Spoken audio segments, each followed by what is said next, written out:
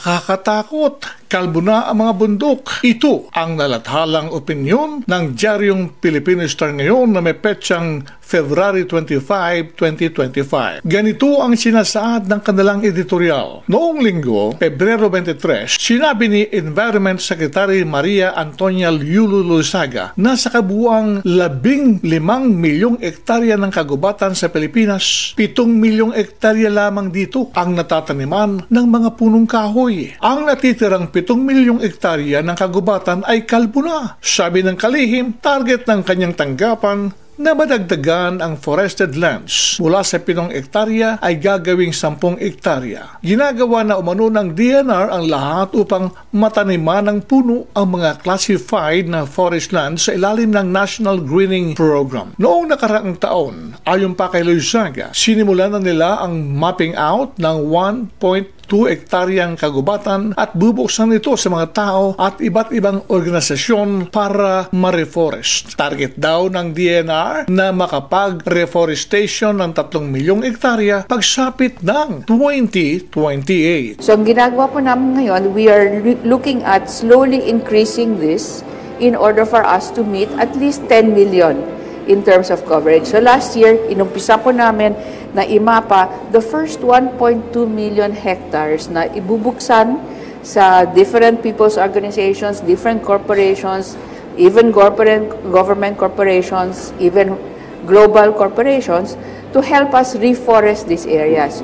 We hope to target an additional 3 million hectares for reforestation by 2028. Ang planong ito ng DNR ay walang ipinagkaiba sa mga sinabi na noong Hunyo 27, 2023 at Agosto 7, 2024, pawang reforestation din ang sinabi ng kalihim ng DNR. Wala ring pagbabago sapagkat ang kabuuang 15 milyong ektarya na klasipikadong forest lands ay 7 ektarya na lamang ang masasabing may kagubatan. Sa madaling salita, kalbo nang talaga ang mga malaking bahagi ng kagubatan sa buong bansa. Walang mga pagbabago sa mga sinabi ng DNR ukol sa kalagayan ng kagubatan sa bansa mula noong 2023. At ang tanong ngayon ay kung naisasagawa ba ang sinasabi nilang reforestation? May nataniman na kayang forested land? May mga nagawa na bang paraan para mapangalagaan ang kagubatan laban sa illegal loggers? Sa kasalukuyan, tuloy ang pagputol ng mga punong kahoy sa kabundukan. At ito ang dahilan kaya may pagbaha